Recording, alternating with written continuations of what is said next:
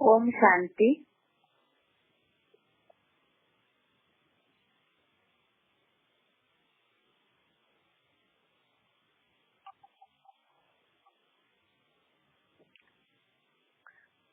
आज का श्लोक है हमारा पहले अध्याय का 12वां श्लोक, अध्याय फर्स्ट, श्लोक नंबर 12।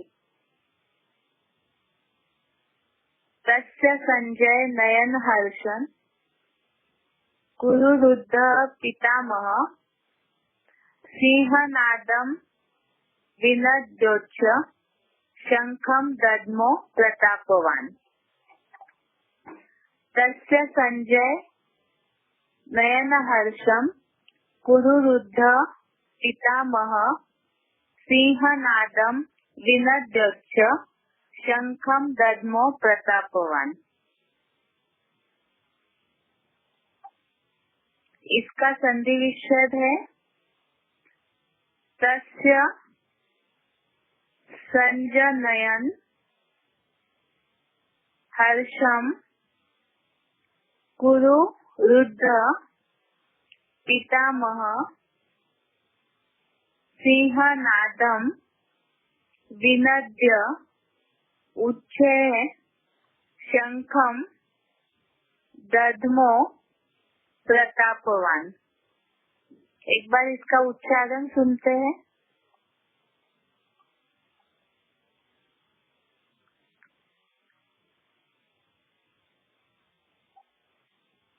तस्य संजनयन् हर्षं कुरुरुद्ध पितामहः सिंहनादं विनद्योच्च शंखं दद्मो प्रतापवान।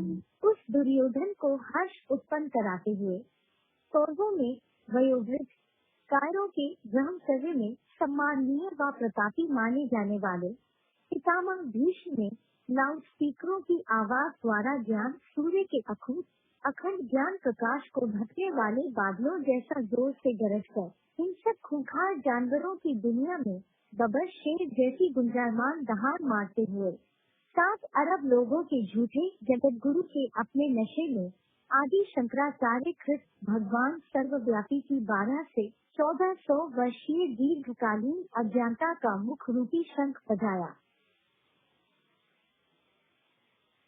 तस्य संजनयन् हर्षं कुरुरुद्ध पितामहः सिंहनादं विनद्योच्च शंखं दद्मो प्रतापवान। उस दुर्योधन को हर्ष उत्पन्न कराते हुए कौरवों में वयोवृद्ध कायरों के ब्रह्मचर्य में सम्माननीय व प्रतापी माने जाने वाले पितामह भीष्म ने लाउड स्पीकरों की आवाज द्वारा ज्ञान सूर्य के अखंड ज्ञान प्रकाश को ढकने वाले बादलों जैसा जोर से गरज कर हिंसक खूंखार जानवरों की दुनिया में बबर शेर जैसी गुंजायमान दहाड़ मारते हुए 7 अरब लोगों के झूठे जगत गुरु के अपने नशे में आदि शंकराचार्य कृत भगवान सर्वव्यापी की 12 से 1400 वर्षीय दीर्घकालीन अज्ञानता का मुख रूपी शंख बजाया।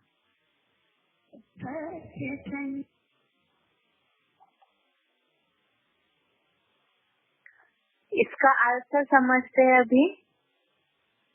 यह साइड में लिखा हुआ है तस्य हर्षम संजनयन कुरु रुद्ध। उस दुर्योधन को हर्ष उत्पन्न कराते हुए कौरवों में वयोवृद्ध, नीचे लिखा है प्रतापवान पितामह उच्चे विनद्य। अर्थ है वह प्रतापी माने जाने वाले पितामह भीष्म ने। अगला है सिंहनादम, अर्थात शेर जैसी गुंजायमान दहाड़ मारते हुए। आगे है शंखम दद्मो, उसका अर्थ है शंख बजाया। अर्थ एक बार पढ़ रहे हैं। उस दुर्योधन को हर्ष उत्पन्न कराते हुए कौरवों में वयोवृद्ध व प्रतापी माने जाने वाले पितामह भीष्म ने जोर से गरज कर शेर जैसी गुंजायमान दहाड़ मारते हुए शंख बजाया। अभी इसमें जो क्लैरिफिकेशन लिखा है उसे भी समझते हैं। यहाँ लिखा है उस दुर्योधन को हर्ष उत्पन्न कराते हुए, अर्थात भीष्म पितामह के लिए एक श्लोक है कि भीष्म पितामह ने शंख बजाया, तो दुर्योधन को खुश करने के लिए इस तरह से भावार्थ से यहाँ लिखा है उस दुर्योधन को हर्ष उत्पन्न कराते हुए कौरवों में वयोवृद्ध। तो भीष्म पितामह जो है वो तो बहुत पुरानी पीढ़ी के थे, इस हिसाब से यहाँ वो पितामह या उनके परदादा के हिसाब से है, इसलिए यहाँ लिखा है कि कौरवों में वयोवृद्ध कायरों के ब्रह्मचर्य में सम्माननीय। तो भीष्म पितामह का अर्थ हमने इसके पहले भी शब्दार्थों में समझा है कि वो सन्यासियों की मुखिया के रूप में बताया जा रहा है, और सन्यासियों की जो पवित्रता है उसे हमने कल्पवृक्ष के चित्र में भी समझा है। मुरलियों में भी बाबा बताते हैं कि सन्यासी जो है वो दूरबाज खुशबाज की पवित्रता को धारण करते हैं, और शुभ बाबा आकर के घर गृहस्थ के कीचड़ में रह करके मन बुद्धि को पवित्र रहना सिखाते हैं। इस हिसाब से यहाँ सन्यासियों की जो पवित्रता है उसके लिए बताया कायरों के ब्रह्मचर्य में सम्माननीय। माना दुनिया पवित्रता की परिभाषा को सही रीति से जानती नहीं है, इसीलिए सन्यासी लोग जो पवित्रता धारण कर रहे हैं उसी के पीछे ही दुनियावी लोग भागते हैं, और उसी में ही ऐसे सन्यासियों को बहुत सम्मान मिलता है। इसलिए यहाँ लिखा है कायरों के ब्रह्मचर्य में सम्माननीय व प्रतापी माने जाने वाले। युद्ध के हिसाब से ही पितामह भीष्म शूर माने जाते थे, वीर माने जाते थे, इसलिए लिखा है प्रतापी माने जाने वाले पितामह भीष्म ने। आगे लिखा है लाउड स्पीकरों की आवाज द्वारा ज्ञान सूर्य के अखूट अखंड ज्ञान प्रकाश को ढकने वाले बादलों जैसा। तो यहाँ बताया कि जब सन्यासियों ने सर्वव्यापी की घोषणा करना शुरू किया या उस बात को फैलाना शुरू किया, जैसे आज नीचे एक वाक्य आया हुआ है, आदि शंकराचार्य कृत भगवान सर्वव्यापी की 1200-1400 वर्षीय दीर्घकालीन अज्ञानता का मुख्य रूपी शंख बजाया। यहाँ जो बात बताई है 1200-1400 वर्षीय, अर्थात संन्यास धर्म की स्थापना का समय अगर हम कल्पवृक्ष के चित्र के हिसाब से समझेंगे तो संन्यास धर्म की स्थापना के लिए इतना समय हुआ है 1200-1400 वर्ष। अर्थात क्रिश्चियन धर्म के बाद संन्यास धर्म की स्थापना हुई है, तो क्रिश्चियन धर्म के लिए जैसे बताया कि लगभग 2000 साल हुए, तो उसके बाद संन्यास धर्म की स्थापना हुई है, तो 1200-1400 वर्ष का पीरियड होता है। इसलिए बताया कि तब से लेकर के सन्यासी जब से आए हैं तब से ही उन्होंने शिवोहम की घोषणा शुरू की, क्योंकि शास्त्रों के हिसाब से जब ऋषि मुनियों ने या पुराने साधु सन्यासियों ने भगवान को खोजने की कोशिश की द्वापर युग से, जब नहीं प्राप्ति हो पाई तो उन्होंने नेति नेति की घोषणा की, या तो फिर जो सन्यासी अपना मान मर्तबा बढ़ाना चाहते थे उन्होंने भगवान सर्वव्यापी की घोषणा करना शुरू किया। और उसने ही कलयुग के अंत में जो सन्यास धर्म चल रहा है या जो सन्यासी देश विदेशों में अपना प्रचार प्रसार फैला रहे हैं, तो इसी बात को दोहरा करके, अर्थात भगवान सर्वव्यापी की बात के द्वारा ही अपना मान मर्तबा बढ़ा रहे कि भगवान सब में व्यापक है, और उसमें जो सन्यासी सबसे ज्यादा भाषण देते हैं या तो लोगों को आकर्षण करने की शक्ति जिनमें ज्यादा है, तो उनका प्रभाव इतना फैल जाता है कि भगवान जब इस सृष्टि पर आकर जो ज्ञान दे रहे हैं, शास्त्रों का सार समझा रहे हैं, तो उस ज्ञान सूर्य के प्रकाश को भी ऐसी आत्माएं अपने प्रभाव से ढकने का प्रयास करते हैं। इस हिसाब से यहाँ बताया, लाउड स्पीकर की आवाज द्वारा ज्ञान सूर्य के अखूट अखंड ज्ञान प्रकाश को ढकने वाले बादलों जैसा। दोबारा इसका अर्थ बता रहे, जैसे आसमान में बादल जब आने लगते हैं तो सूरज ढक जाता है। ऐसे नहीं है कि आसमान से सूरज कहीं गायब हो जाता है, सूरज तो रहता ही है, लेकिन बादल जो है सामने आने के कारण सूरज का प्रकाश पृथ्वी पर जिस तरह से पड़ना चाहिए वो नहीं पड़ता है।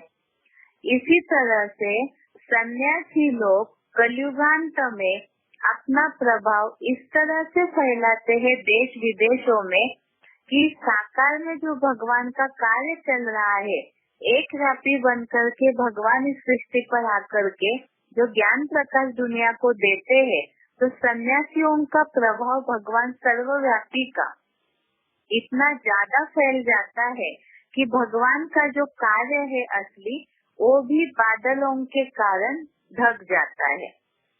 इसीलिए बताया कि वास्तव में शंकराचार्य ने भगवान सर्वव्यापी की जो घोषणा है, वो तो बहुत लंबे समय से, जब से संन्यास धर्म स्थापन हुआ 1200-1400 वर्ष पूर्व ही संन्यास धर्म की स्थापना हुई, तब से ही सन्यासियों ने जगत गुरु बनना या तो भगवान सर्वव्यापी कह के खुद ही भगवान बनकर के बैठ गए। और ऐसा जो अज्ञानता का अंधकार छाया हुआ है, तो उसके आगे परमात्मा का जो कार्य है, एक व्यापी बनकर के भगवान जो कलयुग के अंत में आते हैं, उनका ज्ञान प्रकाश भी इस ऐसे बादलों से, जो भगवान सर्वव्यापी की बात फैलाई जा रही है, ऐसे सन्यासियों के अधूरे ज्ञान के बादलों से भगवान सूर्य का जो ज्ञान प्रकाश है वो ढक जाता है। इसीलिए यहाँ वाक्य आया है कि प्रतापी माने जाने वाले पितामह भीष्म ने लाउड स्पीकरों की आवाज द्वारा ज्ञान सूर्य के अखूट अखंड ज्ञान प्रकाश को ढकने वाले बादलों जैसा जोर से गरज कर। तो सन्यासियों का प्रभाव तो आज दुनिया में ज्यादा है। हर व्यक्ति ज्यादातर भक्ति मार्ग के आडम्बर में जो भी फंसे है, उन पे सन्यासियों का प्रभाव तो फैला हुआ ही है।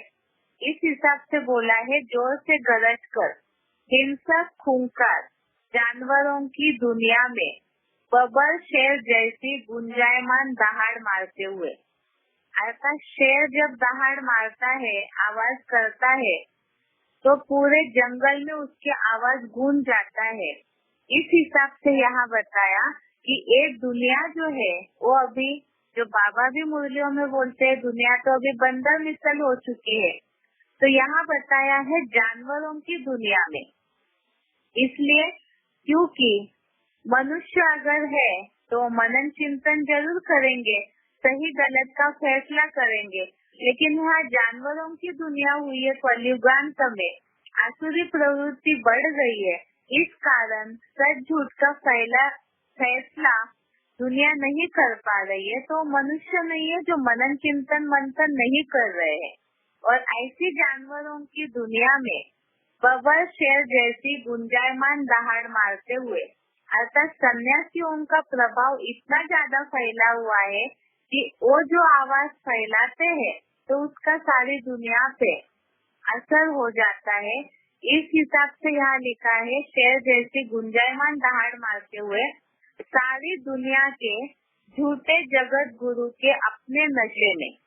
अर्थात तो जगत के गुरु तो है नहीं, जगत का गुरु सर्व का सदगति दाता तो एक शिव बाबा ही है साकार द्वारा, जिस साकार तन के द्वारा परमात्मा सदाशिव ज्योति कार्य कर रहे हैं, वही सारी दुनिया की आत्माओं का उद्धार करने वाले हैं, सच्ची सच्ची गति करने वाले सद्गुरु है। लेकिन सन्यासी लोग किसी को गति तो देते नहीं, खुद ही शरीर छोड़ करके चले जाते हैं। तो जिनकी खुद की गति नहीं हो रही है, तो वो दुनिया की गति कैसे कर सकते हैं? अपने चेलों की, अपने शिष्यों की गति कैसे कर सकते हैं? इसीलिए टाइटल तो ले लेते हैं जगत गुरु का, सबको तारने वाले, लेकिन वो है नहीं। इसलिए यहाँ लिखा है सारी दुनिया के झूठे जगत गुरु के अपने नशे में। उनको नशा तो है कि हम श्री श्री 108 जगत गुरु शंकराचार्य है, इस तरह का जो टाइटल लेते हैं, तो ये उनका झूठा नशा है, क्योंकि वो प्रैक्टिकल में वैसा कार्य नहीं करते हैं सबको पार लगाने का। आगे लिखा है, इसका क्लैरिफिकेशन तो दिया कि आदि शंकराचार्य कृत भगवान सर्वव्यापी की 1200-1400 वर्षीय दीर्घकालीन अज्ञानता का मुख रूपी शंख बजाया। यह शंख माना बाबा बताते हैं कि मुख से जो आवाज की जाती है, मुख से जो वाणी बोली जाती है, इस हिसाब से यहाँ अज्ञानता का मुख रूपी शंख बजाया। अर्थात सर्वव्यापी की बात फैला करके पितामह भीष्म ने जो युद्ध छेड़ा है, तो वो अज्ञानता का शंख बजाया है। एक बार इसका अर्थ दोबारा पढ़ रहे हैं। उस दुर्योधन को हर्ष उत्पन्न कराते हुए कौरवों में वयोवृद्ध, कायरों के ब्रह्मचर्य में सम्माननीय व प्रतापी माने जाने वाले पितामह भीष्म ने लाउड स्पीकरों की आवाज द्वारा ज्ञान सूर्य के अखुट अखंड ज्ञान प्रकाश को ढकने वाले बादलों जैसा जोर से गरज कर हिंसक खूंखार जानवरों की दुनिया में बबर शेर जैसी गुंजायमान दहाड़ मारते हुए सारी दुनिया के झूठे जगत गुरु के अपने नशे में आदि शंकराचार्य कृत भगवान सर्वव्यापी की 1200-1400 वर्षीय दीर्घकालीन अज्ञानता का मुख रूपी शंख बजाया। इसमें यहाँ शब्द आया है आदि शंकराचार्य कृत, अर्थात कृत माना उनके द्वारा निर्माण हुई। आदि शंकराचार्य के द्वारा जो संन्यास धर्म के फाउंडर है, जिन्होंने संन्यास धर्म की शुरुआत की, स्थापना की, उनके द्वारा ही भगवान सर्वव्यापी की घोषणा दीर्घकालीन अर्थात बहुत लंबे समय से, माना 1200-1400 वर्षों से ये घोषणा या अर्थात ये जो बात है भगवान सर्वव्यापी की, वो फैली हुई है। और यही वास्तव में अज्ञान है, क्योंकि अभी हम शास्त्रों के सार के आधार से, मूल्यों के आधार से इस बात को समझ रहे हैं कि सही ज्ञान अर्थात समझ ये है कि भगवान एक व्यापी है, और भगवान को जब हम एक व्यापी समझेंगे तभी बुद्धि स्थिर होगी, और उसी के द्वारा भगवान को याद करते करते सब मनुष्यों की सदगति होगी। और भगवान सर्वव्यापी मानने से दुनिया भटक रही है, और यही अज्ञान अंधकार है। और ऐसा अज्ञान अंधकार का मुख रूपी शंख पितामह भीष्म ने बजाया।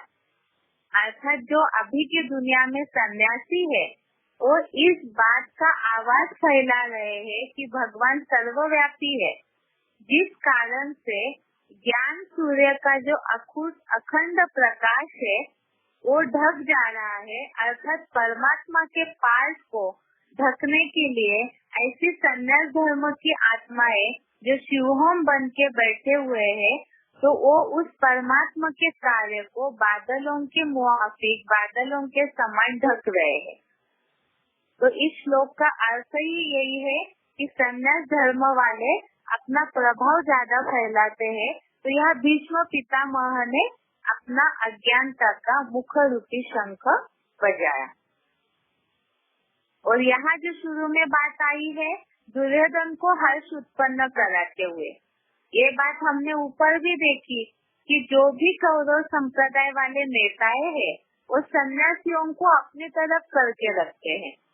अपनी तरफ इसलिए करके रखते हैं ताकि सन्यासियों के पीछे जो भी फॉलोअर्स है, जो भी प्रजा है, वो इन अधिकारियों को या जो भी चुनाव में खड़े रहने वाले नेताएं हैं उनको वोट दे।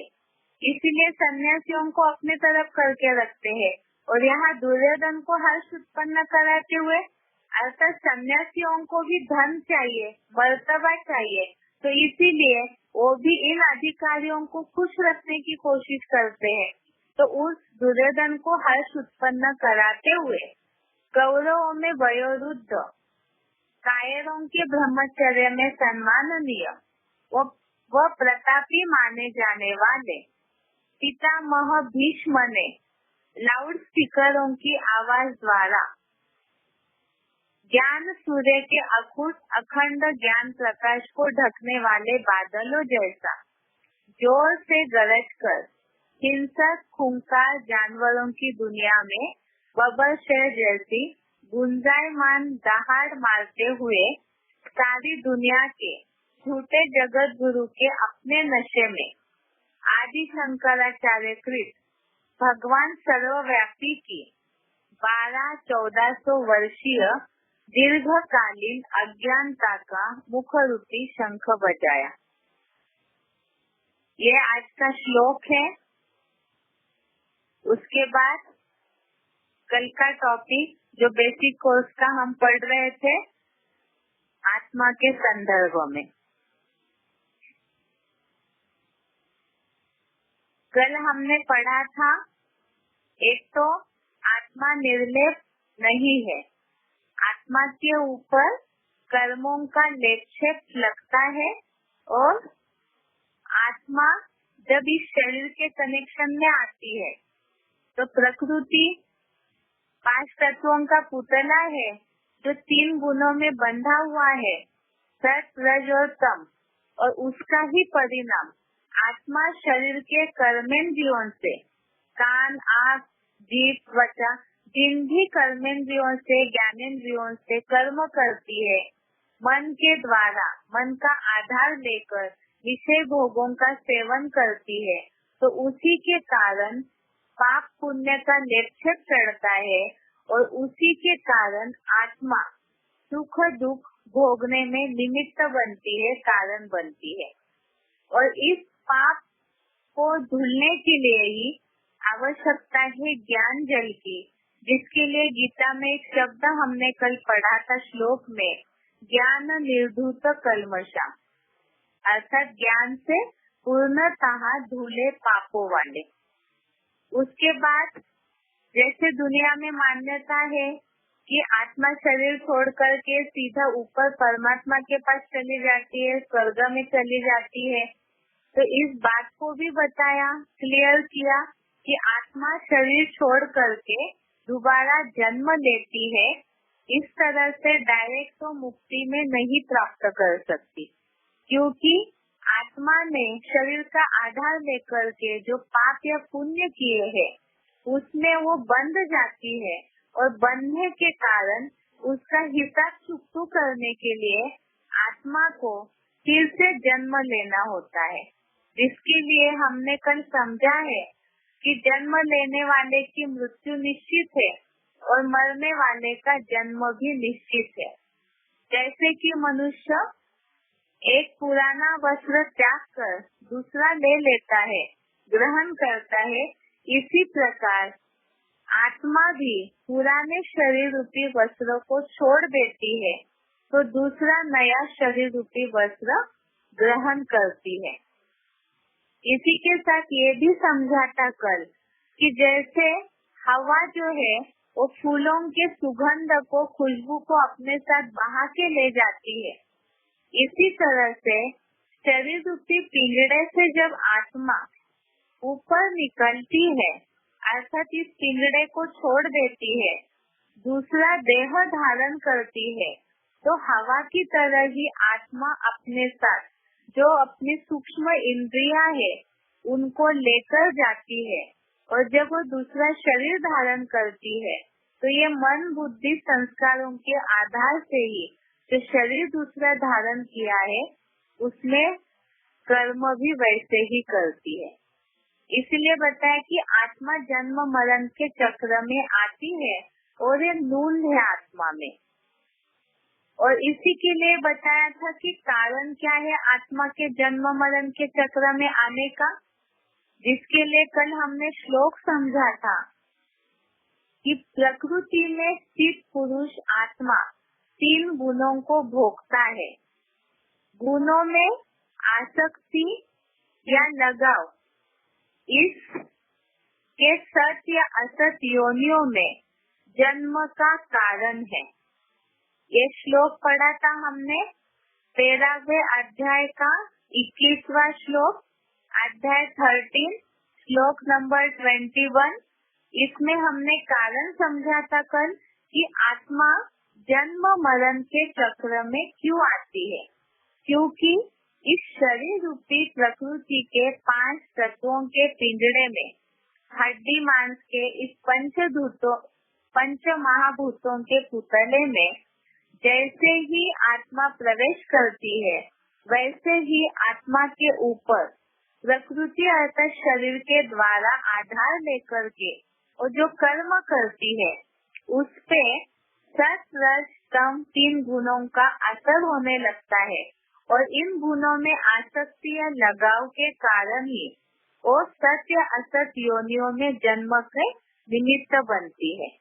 और ये जो प्रकृति से उत्पन्न 3 गुण है वो आत्मा को शरीर में बांधते हैं, जिसके लिए 14वें अध्याय का 5वां श्लोक हमने समझा था, अध्याय 14 श्लोक नंबर 5। इसमें समझा था कि प्रकृति से उत्पन्न 3 गुण आत्मा को शरीर में बांधते हैं। अर्थात जैसे बताया कि ये तो बना बनाया ड्रामा है, फिक्स है, इसी तरह से प्रकृति जो है वो इन आत्मा को शरीर में बांधने के लिए निमित्त बन जाती है। अभी हमें समझना है, अभी तक हमने समझा था कि आत्मा अव्यक्त है, अचिंत्य है, उसका जो रूप है वो बहुत सूक्ष्म है, वो इन आँखों से दिखाई नहीं देता है, बल्कि ज्ञान और नेत्रों के द्वारा ही उसे हम समझ सकते हैं। अभी इस टॉपिक में आज हमें समझना है कि आत्मा शरीर में कहाँ रहती है। ऐसे तो बेसिक कोर्स हम समझे हुए हैं, लेकिन लोगों को इस बात का विश्वास दिलाना जरूरी है कि आत्मा इस शरीर में कहाँ रहती है, क्योंकि बहुतों की बुद्धि में जो साइंस को ज्यादा मानते हैं उनके बुद्धि में ये रहता है कि आत्मा जो है वो हार्ट में रहती है। जैसे शुरू में बताया था, बहुतों के बुद्धि में ये रहता है कि ऑक्सीजन शरीर से जैसे कम होने लगता है वैसे ही लोग मर जाते हैं, या तो शरीर छोड़ा हुआ है इस तरह घोषित किया जाता है। लेकिन वास्तव में हार्ट जो है आजकल ऐसे भी होता है, सर्जरी के द्वारा साइंस इतना आगे बढ़ा है कि हार्ट के पार्ट भी चेंज करते हैं, बहुत सारे शरीर के ऑर्गन्स भी चेंज करते हैं साइंस वाले। तो इसीलिए ये नहीं माना जा सकता है कि शरीर में हार्ट में आत्मा रहती है। तो हमें ये बात को समझाना है कि आत्मा शरीर में भ्रुकुटी के बीच में रहती है, और उसी के लिए गीता में भी श्लोक आया हुआ है, साथ में कुछ दुनियावी ऐसे उदाहरण भी है जिसके द्वारा हमें समझा सकते हैं कि आत्मा भ्रुकुटी के बीच में रहती है। जैसे पहला उदाहरण इसे पहले भी समझा था, जैसे ड्राइवर एक ही जगह बैठकर गाड़ी को कंट्रोल करता है, वैसे ही आत्मा शरीर में एक जगह बैठ पूरे शरीर को कंट्रोल करती है। अर्थात ड्राइवर जो है स्टीयरिंग के पास बैठ करके गाड़ी चलाता है, खिड़कियों से देखता है ताकि ड्राइविंग करते समय एक्सीडेंट न हो। इसी तरह से आत्मा की जो दो आंखें हैं, जिसमें आत्मा है तो आंखों में रोशनी है। आत्मा जैसे ही चली जाती है शरीर से तो वैसे ही आंखों की रोशनी भी निकल जाती है, दिखाई देना बंद हो जाएगा। तो इसीलिए आत्मा शरीर रूपी इस कार में बैठ करके आत्मा रूपी ड्राइवर आंखों की खिड़की के द्वारा देखता है और ड्राइवर ही इस शरीर को चला रहा है। दूसरी बात, इसी के लिए ही गीता में श्लोक आया हुआ है। अध्याय 13 का 33वां श्लोक, अध्याय 13 श्लोक नंबर 33, 13वें अध्याय का 33वां श्लोक। इसमें बोला है, यथा प्रकाशयति एकः कृष्णं लोकम् इमं रवि क्षेत्रं क्षेत्री तथा कृष्णं प्रकाशयति भारत।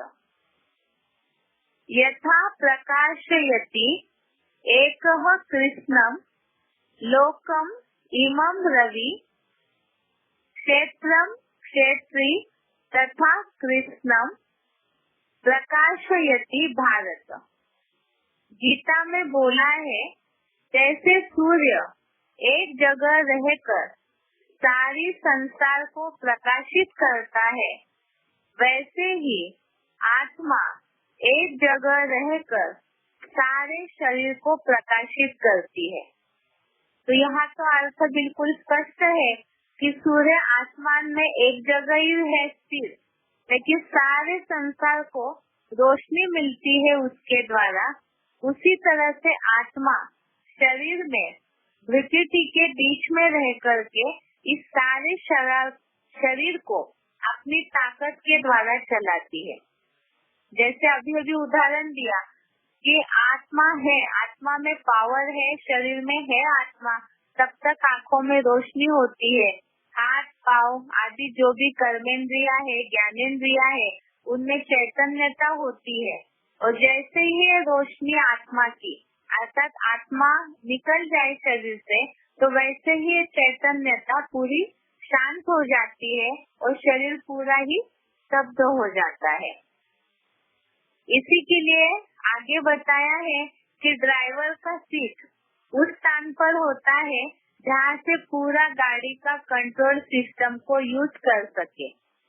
उसी प्रकार आत्मा का स्थान शरीर में उस स्थान पर होगा जहाँ से पूरा शरीर का कंट्रोल सिस्टम मौजूद हो।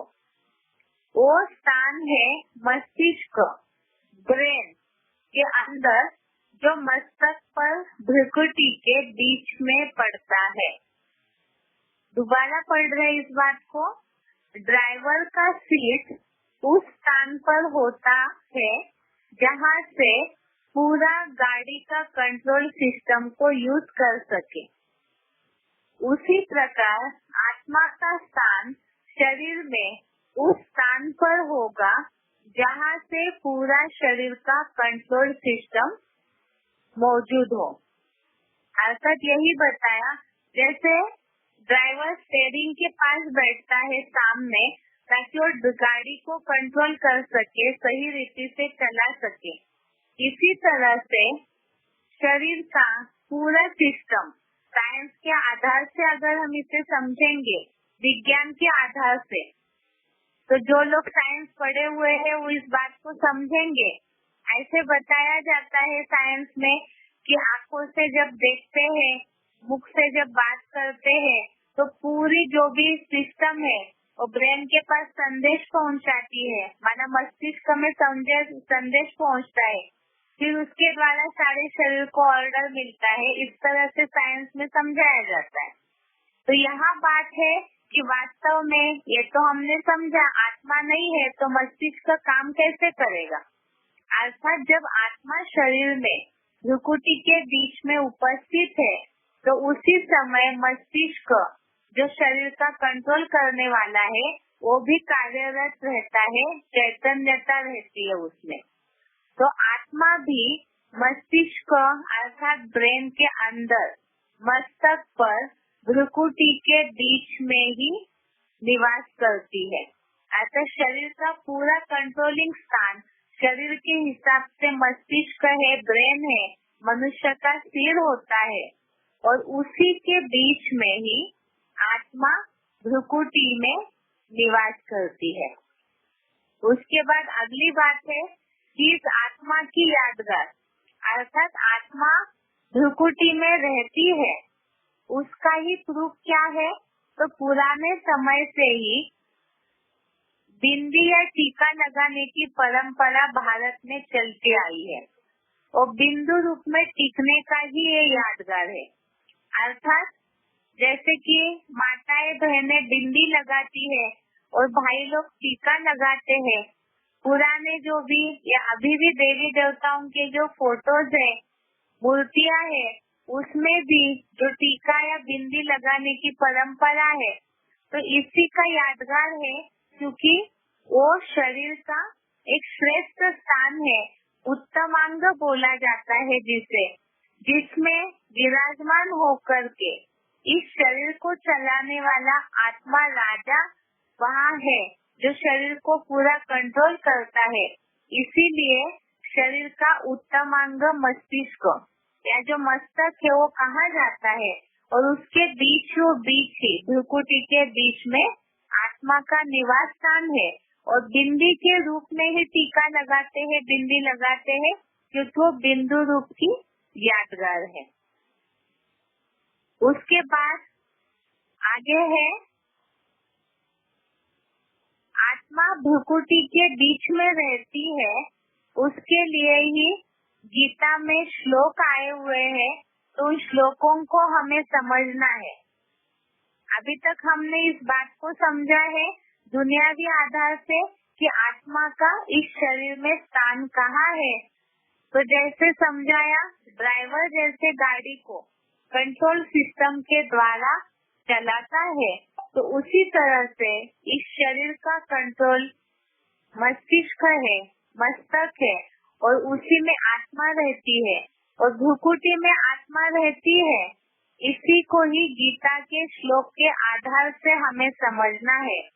उसमें सबसे पहला श्लोक है 5वें अध्याय का 27वां श्लोक, अध्याय नंबर 5 श्लोक नंबर 27। इसमें लिखा है स्पर्शान कृत्वा वही बाह्यान चक्षुः च एव अंतरे भ्रुवो प्राणापानो समो कृत्वा नासाभ्य अंतरचारिणो। अर्थात बाहर के इंद्रिय भोगों को चित्त से बाहर ही करके और आत्म बिंदु नेत्र को भ्रुकुटी में नासिका के अंदर भीतर संचारित प्राण अपान वायु को समानता में रखकर। एक बार दोबारा पढ़ रहे इस अर्थ को, बाहर के इंद्रिय भोगों को चित्त से बाहर ही करके और आत्म बिंदु नेत्र को भ्रुकुटी में नासिका के अंदर भीतर संचारित प्राण अपान वायु को समानता में रखकर। इसमें सबसे पहले है बाहर के इंद्रिय भोगों को चित्त से बाहर ही करके, अर्थात इंद्रियों के द्वारा जो भी हम काम करते हैं और उसके साथ उसकी हम रचना लेते हैं। बाहर के इंद्रिय भोगों को अर्थात जो भी इंद्रिया आँखों से दिखाई दे रही है, उन इंद्रियों के द्वारा जैसे आँखों से हम देखते हैं, तो जो भी अच्छी चीजें देखेंगे तो उसका भोग जरूर लेंगे, उसका सुख लेंगे। कानों से कुछ अच्छी चीज सुनते हैं, म्यूजिक सुनते हैं, कोई बातें सुनते हैं, जो भी है तो उसका हम भोग लेना शुरू करते हैं, उसी में हमारा मन डूब जाता है। इस हिसाब से यहाँ लिखा है कि बाहर के इंद्रिय भोगों को चित्त से बाहर ही करके, चित्त से अर्थात विचारों से या मन से, क्योंकि हमने ऊपर इस बात को समझा है कि मन का आधार लेकर आत्मा शरीर के द्वारा भोगती है। इसीलिए यहाँ लिखा है कि चित्त से अर्थात मन से बाहर करके। और आत्म बिंदु, आत्मा जो है वो बिंदु रूप समान है नेत्र को भ्रुकुटी में, अर्थात आँखों को एकाग्र करके आत्म बिंदु को भ्रुकुटी में समझना है। और आगे लिखा है नासिका के अंदर भीतर संचारित प्राण अपान वायु को समानता में रखकर, अर्थात जब नाक से, नासिका अर्थात नाक, नाक से जब हम श्वास प्रश्वास लेते हैं, यहाँ है प्राण अपान वायु। प्राण वायु माना ऑक्सीजन, अपान वायु माना कार्बन डाइऑक्साइड। यहाँ बात है कि जब हम, ये तो साइंस में भी बताया जाता है, व्यवहारिक नॉलेज भी सभी को होता ही है इस बात का, कि जब हम नाक से श्वास अंदर या बाहर करते हैं तो उस समय अंदर प्राण वायु लेते हैं, अर्थात अच्छी हवा जब अंदर लेते हैं और उसके बाद फिर प्रश्वास छोड़ते हैं, अर्थात अपान वायु को जब नाक से बाहर छोड़ते हैं, तो उस समय श्वास प्रश्वास की गति, अगर हमारा मन एकाग्र नहीं है तो श्वास प्रश्वास की गति में अंतर रहता है। कई बार ऐसे होता है मन में बहुत सारे विचार चल रहे तो श्वास की गति बहुत तेज चलती है, या तो कई बार मन शांत है तो श्वास प्रश्वास की गति धीमे चलती है। तो ये जो ऊपर नीचे पना है ये मन के एकाग्रता या तो मन के भटकने के आधार पर डिपेंड है, निर्भर करता है। इसलिए यहाँ लिखा है कि नासिका के अंदर भीतर संचारित प्राण अपान वायु को समानता में रखकर, अर्थात जब हमारा मन आत्म बिंदु में एकाग्र होगा, भ्रुकुटी के बीच में आत्मा रहती है, नेत्र को, आँखों को जब एकाग्र करते हैं तो उस समय मन एकाग्र होगा और साथ में श्वास प्रश्वास की जो प्रक्रिया है वो भी एक समान होने लगेगी। इसी के लिए यहाँ लिखा है बाहर के इंद्रिय भोगों को चित्त से बाहर करके, अर्थात जो कुछ भी हम इंद्रियों से भोगते हैं, आँखों से देखते हैं, कानों से सुनने का सुख लेते हैं, इस तरह से ये सारे ही भोगों को मन से बाहर हटा के, अर्थात उनका सुख न लेकर के आत्म बिंदु नेत्र को भ्रुकुटी में, यहाँ तो ये बात हमें मन एकाग्र करने के हिसाब से समझने की है, लेकिन हम यहाँ जिस भावार्थ से इस श्लोक को समझ रहे हैं उस हिसाब से यहाँ ये प्रूफ है आत्म बिंदु नेत्र को भ्रुकुटी में, अर्थात गीता में ये श्लोक जो आया हुआ है इसमें ये प्रूफ मिलता है कि आत्मा जो है बिंदु रूप स्थिति में भ्रुकुटी में निवास करती है, जिसके लिए श्लोक में शब्द आया हुआ है अंतरे ध्रुवो, अर्थात भ्रुकुटी के बीच में। उसके बाद अगला श्लोक है 8वें अध्याय का 10वां श्लोक, अध्याय 8 श्लोक नंबर 10। इसे हमने पहले भी पढ़ा है। ध्रुवो मध्ये प्राणम आवेश्य सम्यक स तम परम पुरुषम उपेति दिव्यम। दोबारा श्लोक पढ़ रहे हैं। ध्रुवो मध्ये प्राणम आवेश्य सम्यक स तम परम पुरुषम उपैति दिव्यम। अर्थात भ्रू मध्य में, भ्रू माना भ्रुकुटी, भ्रू मध्य में ही प्राण को अच्छे से स्थिर कर याद करता है, अच्छे से स्थिर कर याद करता है, वह उस दिव्य ज्योति परमात्मा को पाता है। मूल्यों के आधार से हमने इस बात को पहले भी समझा है कि जितना हम आत्मिक स्थिति में रहेंगे, तो बाबा ने बोला है जहाँ आत्मिक स्थिति है तो वहाँ परमात्मा की याद भी समाई हुई है, क्योंकि अगर हम आत्मा बिंदु में मन एकाग्र करते हैं तो शिव बाबा की याद सहज ही आ जाती है। अभी यहाँ बेसिक कोर्स के हिसाब से हमें इस बात को समझना है कि भ्रू मध्य में अर्थात भ्रुकुटी के बीच में ही आत्मा रहती है। ये शब्द आया है भ्रुओं मध्य प्राणम आवेश्य सम्यक।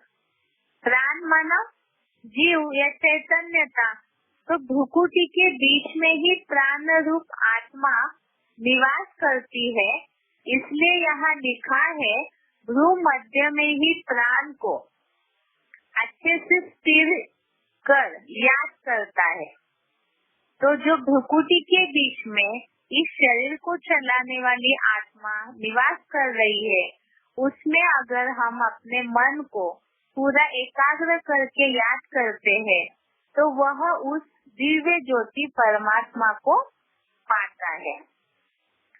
आगे श्लोक बताया है 8वें अध्याय का 12वां श्लोक, अध्याय 1 श्लोक नंबर 12। इसमें श्लोक आया है सर्व द्वारानि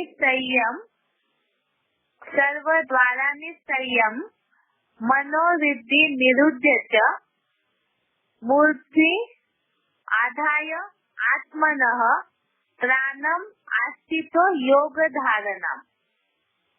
अर्थात सारे इंद्रिय द्वार संपूर्णतः वश करके और मन को अंतःकरण में रोककर आत्मा की प्राण शक्ति को योग की धारणा में आधारित भ्रुकुटी में स्थिर होकर।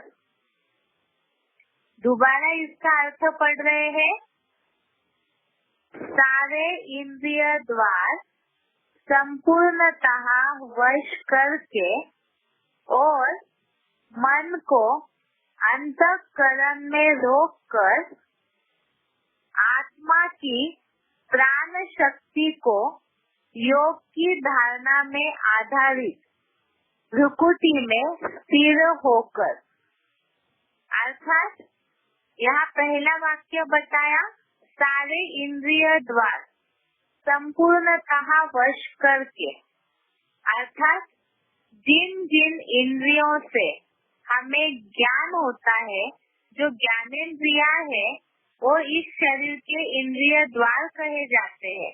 जैसे आँखों से देखते हैं, कानों से सुनते हैं, मुख से टेस्ट लेते हैं या बोलते हैं, तो ये जो इंद्रिया है, ये जब वश में न रहे तो मन भटकता रहेगा।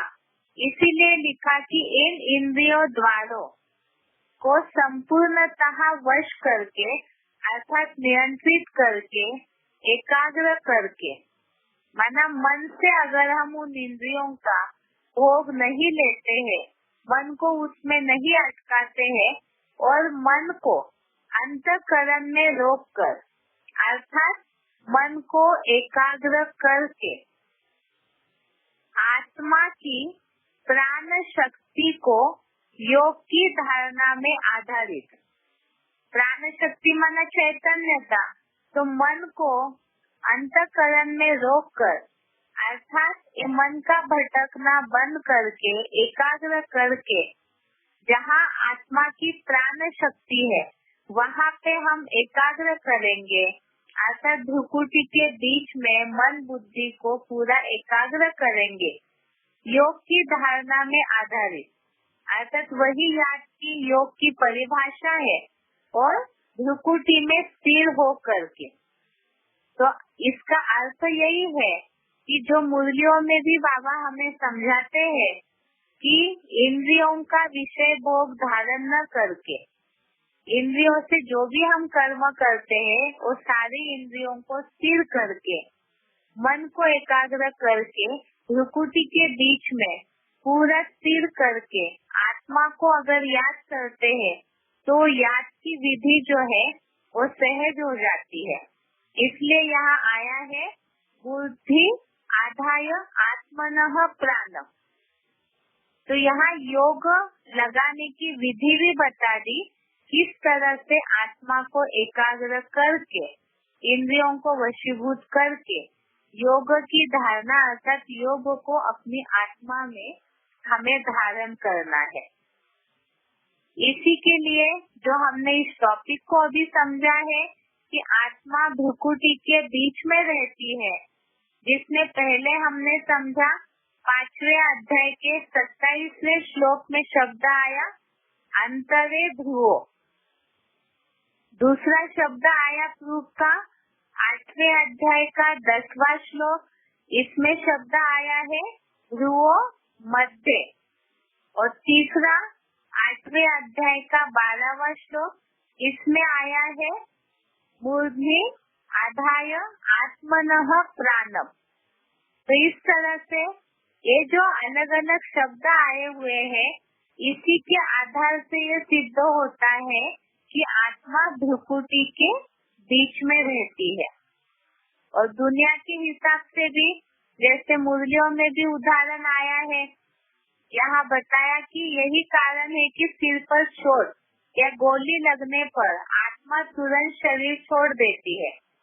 जैसे कंट्रोल रूम में कुछ हो जाता है तो कंट्रोलर वहाँ से हट जाता है और अपने को बचाता है। अर्थात अगर मस्तक पर चोट लगती है तो तुरंत ही आत्मा शरीर छोड़ देती है, व्यक्ति बच नहीं पाता है, क्योंकि शरीर का कंट्रोलिंग स्थान मस्तक है और उस मस्तक के द्वारा आत्मा उस स्थान पे बैठ करके सारे शरीर को चलाती है। इसीलिए ही आत्मा तुरंत शरीर छोड़ करके चली जाती है। तो इस तरह से हमने इस हफ्ते में ये समझा है अभी तक।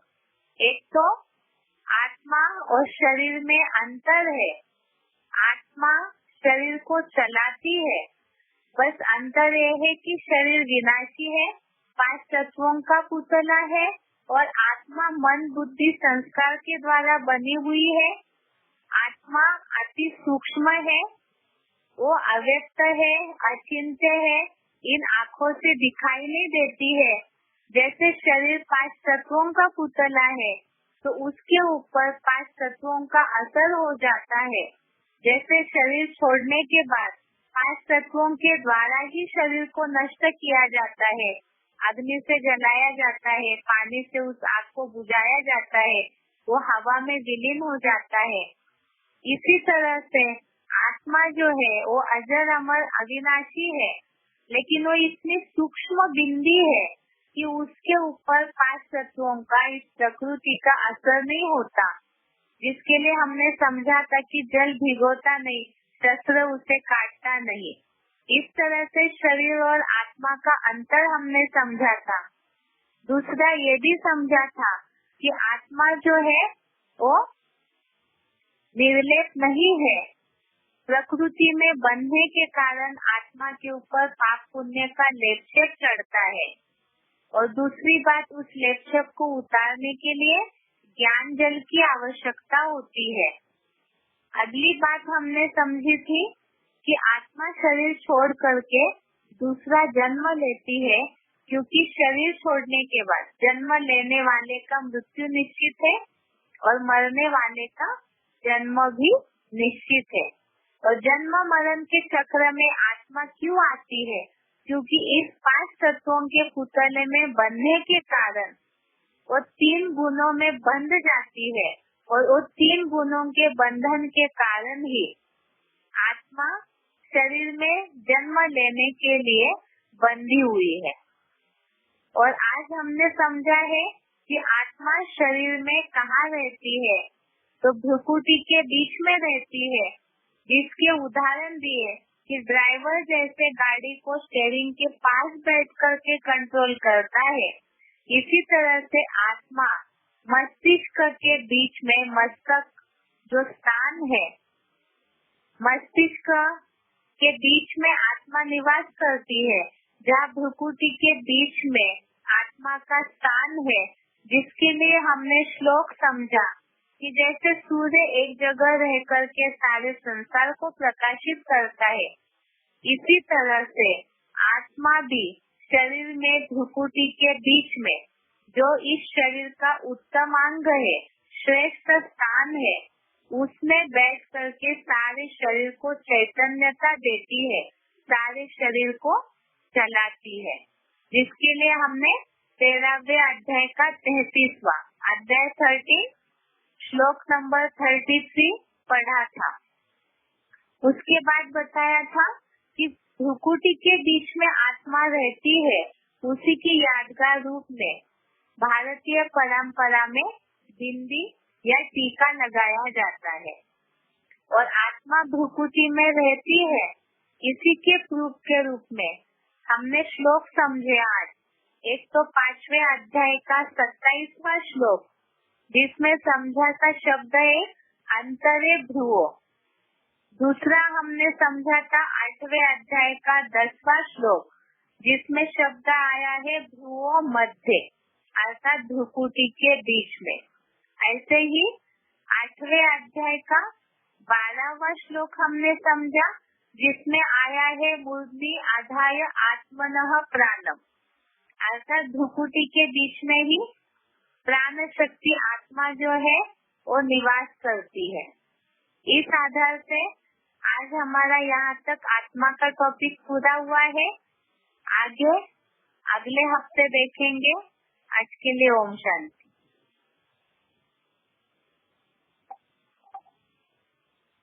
This session is no